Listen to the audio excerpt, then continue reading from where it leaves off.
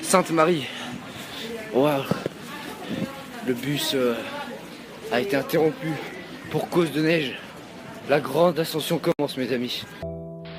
Les aventures du sergent Fricatel, sponsorisé par Saupiquet. Le poisson, c'est du sport. Ici, sergent Frédéric. Rapport numéro 1. J'emprunte le périph'.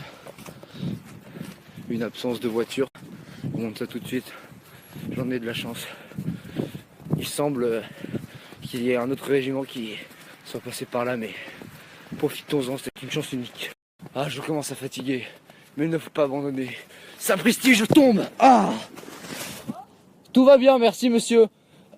Bon, je suis tombé, mais je vais me relever. Ah, n'hésitez pas à boire votre urine pour gagner en nutriments. Ah. Ah. Ah.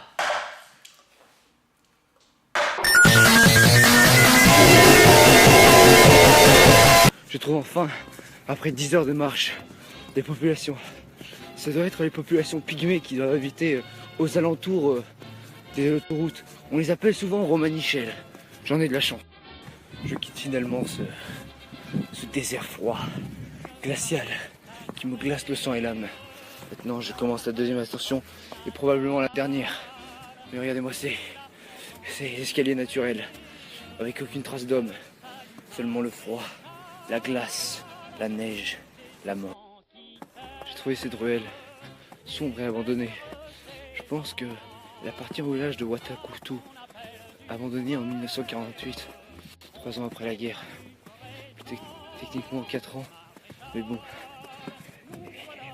Une population nommée les Bobos du 16 craignent ces endroits, car ils ont peur de trouver ce qu'on appelle des racailles de Klamser.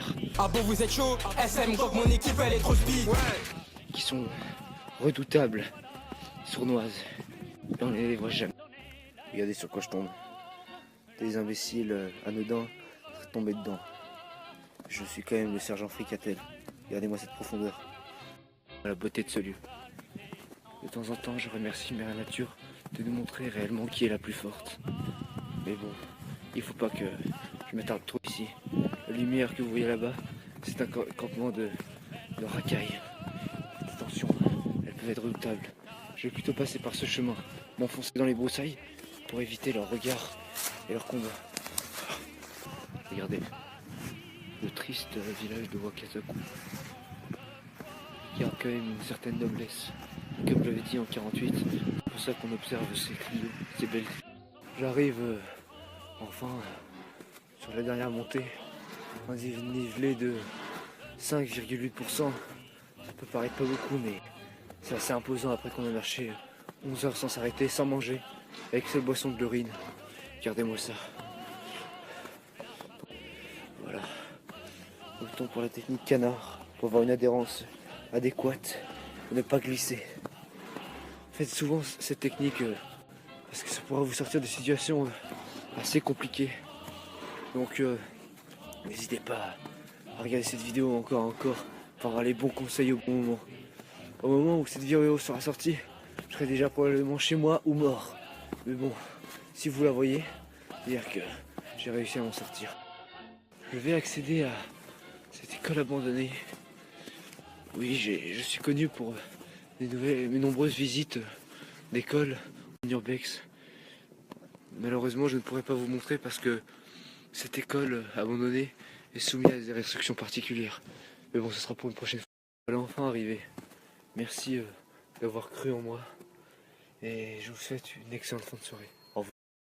C'est ce qu'on appelle une beauté meudonnaise ici. Ça, j'en ai de la chance. Beaucoup de chance. Voilà, j'arrive à ma modeste demeure. Pour oui, parce que j'ai perdu mes gants. Mais j'ai trouvé du courage.